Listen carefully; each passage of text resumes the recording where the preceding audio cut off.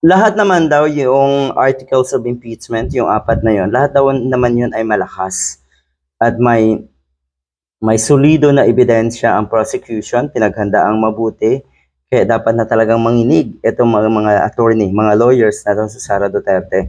Kahit gaano daw kagagaling yung mga lawyers na yan, nako, wala yan. Mahihirapan sigurado.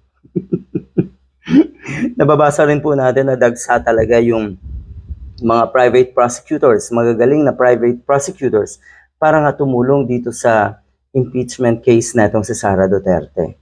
Ang dami niyan. At lahat ng yan ay pro bono, walang bayad. So yung mga abogado ba natong si Inday Lustay ay may bayad? Natural. Kasi nga naman, sino ang mag-volunteer sa isang Sara Duterte? Sige nga, sinong abogado na nasa katinuan? Ang saklap nun ha.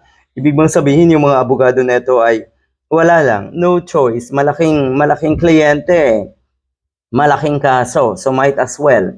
Talo man, panalo pa rin. Yun ba yun?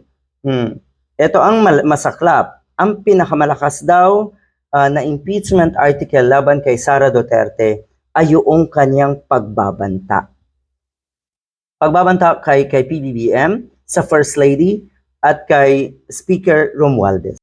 Ito yon, yung pinakamalubhan na kasalanan natong sa Sara Duterte, yun yung pagtatangka sa buhay ng ating Pangulo, sa kanyang kabiyak sa First Lady at sa kanyang former Speaker of the House. Hindi daw kasi normal ito sa isang civilized na bansa. Yung Vice Presidente i-anunsyo daw na meron siyang hinire na or she already contacted an assassin. Hindi daw normal yun. Ay totoo naman eh. Sa puntong ito, napakaraming hindi normal sa bansang ito dahil sa mga Duterte.